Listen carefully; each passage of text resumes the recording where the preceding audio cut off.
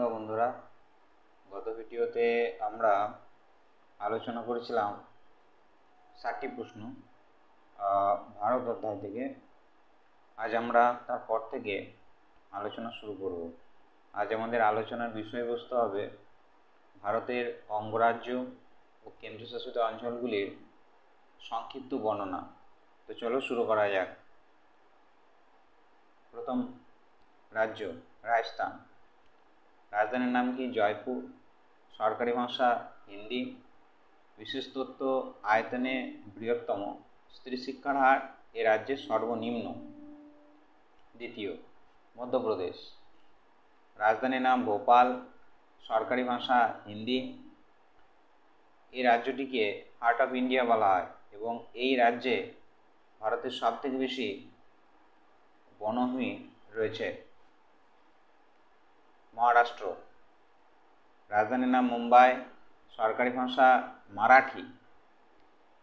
আয়তনে এটি তৃতীয় এবং জনসংখ্যায় দ্বিতীয় বৃহত্তম রাজ্য। উত্তরপ্রদেশ। রাজধানীর নাম লখনৌ। সরকারি ভাষা হিন্দি। এটি ভারতের জনবহুল রাজ্য সর্বাধিক।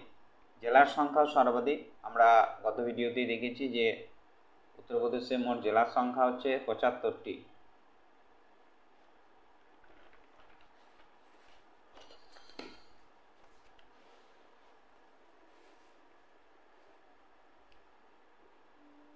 রাজ্য গুজরাট। রাজধানীর নাম গান্ধীনগর। সরকারি ভাষা গুজরাতি। বিশেষ তথ্য: এই রাজ্যের উপকূলরেখা দীর্ঘতম, 1600 কিলোমিটার প্রায়। কর্ণাটক। রাজধানীর নাম বেঙ্গালুরু। সরকারি ভাষা কানাড়ি। এই রাজ্যটি চন্দনের জন্য বিখ্যাত। অন্ধ্রপ্রদেশ। রাজধানীর নাম হায়দ্রাবাদ। সরকারি ভাষা তেলেগু। ভাষার ভিত্তিতে গঠিত প্রথম ভারতীয় রাজ্য এটি। এই রাজ্যটিকে ভারতের ধানের গোলা বা রাইস বোল অফ ইন্ডিয়া বলা হয়। এছাড়া এই রাজ্যটিকে এশিয়ার ডিমের ঝুড়ি, এগ বোল অফ এশিয়া বলা হয়। ওড়িশা। রাজধানীর নাম ভুবনেশ্বর। সরকারি ভাষা ওড়িয়া। এই রাজ্যে দীর্ঘতম বাঁধ হীরাকুদ অবস্থিত। এছাড়া ভারতের বৃহত্তম লেগুন চিল্কা এবং বিখ্যাত বন্দর পারাদ্বীপ এ রাজ্যেই অবস্থিত। ছত্তিশগড়। রাজধানীর নাম রায়পুর। সরকারি ভাষা হিন্দি। 7টি রাজ্যের সঙ্গে সীমানা রয়েছে এই রাজ্যটির। তামিলনাড়ু। রাজধানীর নাম চেন্নাই। সরকারি ভাষা তামিল।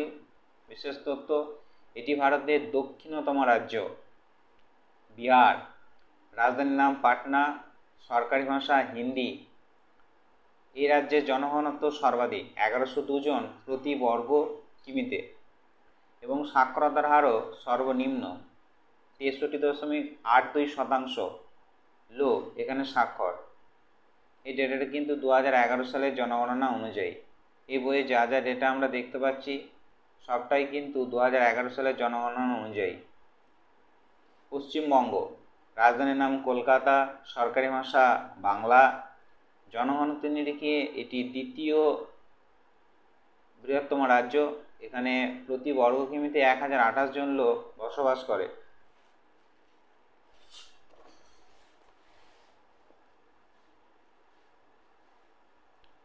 তেলেঙ্গানা। রাজধানীর নাম হায়দ্রাবাদ। প্রধান ভাষা তেলেগু, উর্দু। এটি ভারতের নবীনতম রাজ্য। এটি 29তম রাজ্য। অরুণাচল প্রদেশ। রাজধানীর নাম ইটানগর। সরকারি ভাষা ইংলিশ। এটি ভারতের পূর্বতম রাজ্য। এই রাজ্যটির আগে নাম ছিল NEFA, North East Frontier Agency. জনঘনত্ব এখানে সর্বনিম্ন, 17 জন প্রতি বর্গ কিমিতে। এখান থেকে প্রশ্ন আসে পরীক্ষায়। ঝাড়খণ্ড। রাজধানীর নাম রাঁচি। সরকারি ভাষা হিন্দি। এই রাজ্যটিকে স্টোর হাউস অফ মিনারেলস এবং দ্য ল্যান্ড অফ ফরেস্ট বলা হয়, কারণ এখানে প্রচুর খনিজ সম্পদের ভাণ্ডার রয়েছে। আসাম বা অসম। রাজধানীর নাম দিসপুর। সরকারি ভাষা ইংলিশ। এই রাজ্যটি 7টি রাজ্যের সঙ্গে সীমানা শেয়ার করছে।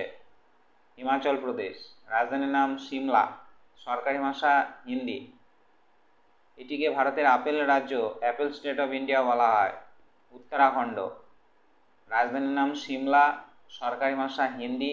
এই রাজ্যটিকে দেবতাদের বাসভূমি বা দ্য ল্যান্ড অফ গডস বলা হয়। পাঞ্জাব, রাজধানীর নাম চণ্ডীগড়, সরকারি ভাষা পাঞ্জাবি। পাঞ্জাবকে পঞ্চনদের দেশ, দ্য ল্যান্ড অফ 5 রিভার্স বলা হয়। এখানে শিখ জনসংখ্যার মানুষেরা সবচেয়ে বেশি বসবাস করে এবং তপশিলি জাতি সর্বাধিক, 28.9%। হরিয়ানা, রাজধানীর নাম চণ্ডীগড়, সরকারি ভাষা হিন্দি। এই রাজ্যের লিঙ্গ অনুপাত সর্বনিম্ন, প্রতি 1000 জনে 877 জন মহিলা এখানে বাস করে। এটি 2011 সালের তথ্য অনুযায়ী। কেরল, রাজধানীর নাম তিরুবনন্তপুরম, সরকারি ভাষা মালায়ালাম। এই রাজ্যের মানব উন্নয়ন সূচক বা HDI, হিউম্যান ডেভেলপমেন্ট ইন্ডেক্স সর্বোচ্চ। এখানে সাক্ষরতার হারও সর্বাধিক, 93.91%। এই রাজ্যটিকে ভারতের মশলার বাগান বলা হয়। এখানে নারী শিক্ষার হারও সর্বাধিক, প্রায় 91.88%, এবং লিঙ্গ অনুপাতও সর্বোচ্চ, প্রতি 1000 জন পুরুষ পিছু 1084 জন মহিলা এই রাজ্যে বসবাস করে।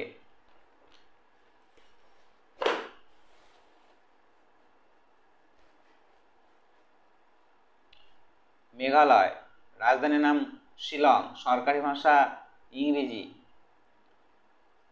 ব্রিটিশ যুগে এই রাজ্যটিকে প্রাচ্যের স্কটল্যান্ড অফ দ্য ইস্ট বলা হতো। ভূগোলবিদ SP চ্যাটার্জি মেঘালয় নামকরণ করেন। মেঘালয় অর্থাৎ the aboard of clouds. Manipur, রাজধানীর নাম ইম্ফল, সরকারি ভাষা মণিপুরি ও মেইতেই। এই রাজ্যটিকে জুয়েল স্টেট অফ ইন্ডিয়া বলা হয়। মিজোরাম, রাজধানীর নাম আইজল, সরকারি ভাষা মিজো। এই রাজ্যে তপশিলি উপজাতির হার সর্বোচ্চ, 94.5%, এবং তপশিলি জাতির হার সর্বনিম্ন, 0.03%। গোয়া, রাজধানীর নাম পানাজি, সরকারি ভাষা কোঙ্কনি। এটি ভারতের ক্ষুদ্রতম রাজ্য, তপশিলি উপজাতির হার সর্বনিম্ন, 0.04% প্রায়। রাজ্যের নাম ত্রিপুরা, রাজধানী আগরতলা, সরকারি ভাষা বাংলা ও ককবরক। এই রাজ্যটি 3 দিক দিয়ে বাংলাদেশ দ্বারা বেষ্টিত। রাজ্যের নাম নাগাল্যান্ড, রাজধানী কোহিমা, সরকারি ভাষা ইংরেজি। এই রাজ্যটির বৃহত্তম শহরের নাম ডিমাপুর।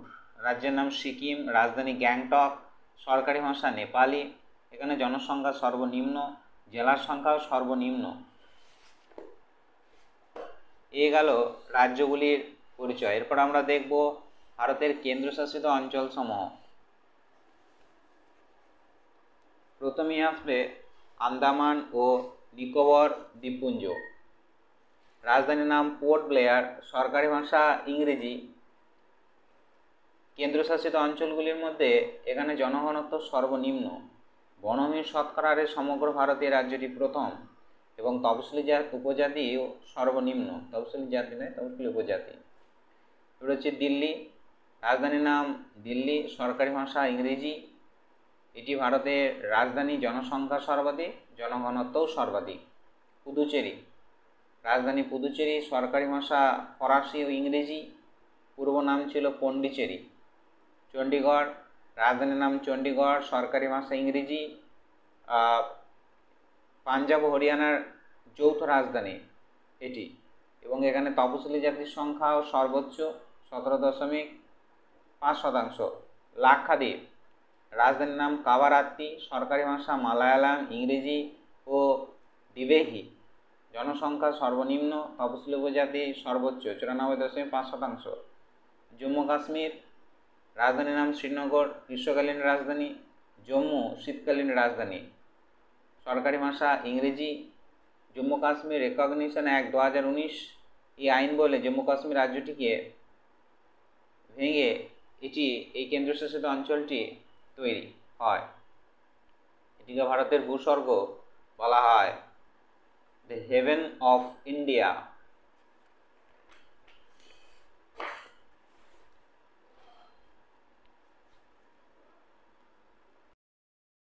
লাদাখ, রাজধানীর নাম লেহ, সরকারি ভাষা বোধি ও লাদাখি। জম্মু কাশ্মীর ভেঙে এটি তৈরি হয়। লাদাখীয় তিব্বতীয় ভাষায় লাদাখস, দয় বয় আকার ক দন্তস্বয় আসন্ত। লাদাখস কথার অর্থ হলো land of high passes. Dadra ও নগর হাভেলি এবং দমন ও দিউ, রাজধানীর নাম দাদরা, সরকারি ভাষা গুজরাটি, কোঙ্কনি, মারাঠি, হিন্দি। 2019 সালে আইন বলে দুটি কেন্দ্রশাসিত অঞ্চলকে একত্রীকরণ করা এবং আইন লাগু করা হয়েছে 2020 সালের 26শে জানুয়ারি। আজ এই পর্যন্তই। আজ আমরা দেখলাম ভারতের অঙ্গরাজ্য এবং কেন্দ্রশাসিত অঞ্চলগুলির সংক্ষিপ্ত পরিচয়। পরের দিন আমরা দেখব ভারতবর্ষের যে বিভিন্ন অঙ্গরাজ্যগুলো তৈরি হয়েছে সেটা কোন অঙ্গরাজ্যটি কত সালে তৈরি হয়েছে তার একটা সংক্ষিপ্ত বর্ণনা। ধন্যবাদ।